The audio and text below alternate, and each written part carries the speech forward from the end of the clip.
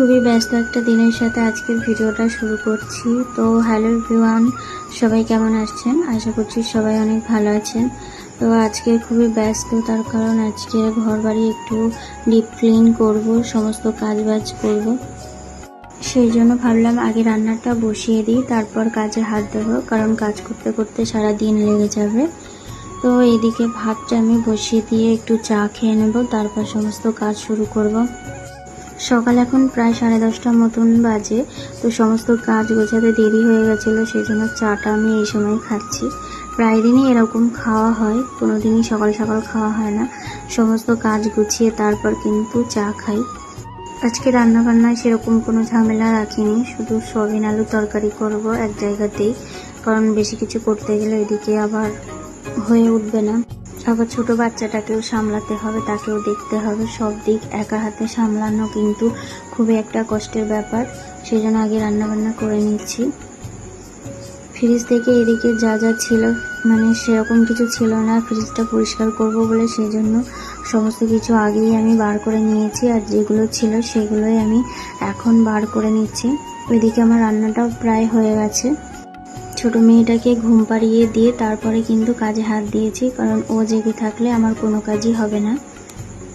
রাস্তার ধারে বাড়ি হলে কিন্তু প্রচুর ধুলো হয়। ঘর বাড়িতে যতই জিনিসপত্র পরিষ্কার পরিচ্ছন্ন রাখা হোক না কেন, তাও কিন্তু দেখবে ধুলো থেকেই যায়। গতকাল রাতে আমি বেশ কিছু কাজ করে রেখেছিলাম, সেই জন্য আজকে আমার পরিষ্কার করতে সেরকম কোনো অসুবিধা হয়নি। মাঝে মাঝে মনে হয় কেউ যদি থাকতো একটু হেল্প করার জন্য, বাচ্চাটাকে একটু নিয়ে রাখতো, তাহলে সারাদিন হয়তো আমি অনেক কাজই করতে পারতাম। এমন অনেক সময় গেছে যখন বাচ্চাকে একা সামলাতে পারতাম না, তখন খাওয়া দাওয়াও টাইমে হতো না, স্নান করা হতো না, কোনো কাজ সেভাবে হতো না। খুব কষ্ট লাগতো, নিজেকে অসহায় মনে হতো। তবে আস্তে আস্তে যখন মেয়েটা বড় হচ্ছে, তখন অনেকটাই চিন্তা কমে যাচ্ছে। যখন ও ঘুমিয়ে থাকে তখন কিন্তু আমি সমস্ত কাজ করে রাখার চেষ্টা করি, আর যখন জেগে থাকে তখন ওকে নিয়ে সময় কাটাই। এই ঘরের একটা জিনিসও আমার বাবার বাড়ি থেকে দেওয়া নয় এবং আমার শ্বশুর বাড়ি থেকে দেওয়া নয়।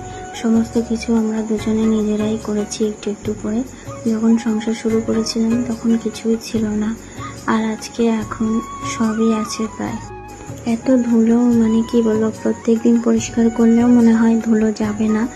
তো যাই হোক, মোছামুছি করে নিয়ে এবার খাটটাকে একটু সরিয়ে খাটের নিচ থেকে সমস্ত কিছু ভালো করে ঝাড় দিয়ে একবার মুছে নেব।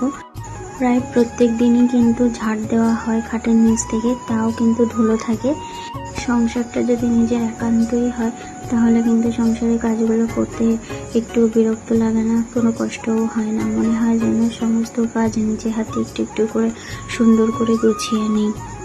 আমি একা কিন্তু আমার সংসারে কাজ করি না, মাঝে মাঝে আমার একজন সঙ্গী আছে, সেও কিন্তু মাঝে সাঝে আমার হাতের কাজ করে দেয়। বর বাড়িতে এসে দেখে আমি একা একা কাজ করছি, সেজন্য ও একটু আমার সঙ্গে একটু হেল্প করে দিচ্ছিল। তো আমি বললাম যে আমি আর পারছি না, তুমি একটু ঘরটা মুছে দাও। তারপরে ও ঘর মুছে দিয়ে এই যে ফ্রিজের জিনিসপত্রগুলো রেখেছিলাম বাইরে, সেগুলোই ও সেট করে দিচ্ছে এখন। ভালো করে পরিষ্কার করে রেখে দিয়েছিলাম। চলো আজকের ভিডিওটা এই পর্যন্তই, দেখা হবে নতুন একটা ভিডিওর সাথে। সবাই ভালো থেকো, সুস্থ থেকো।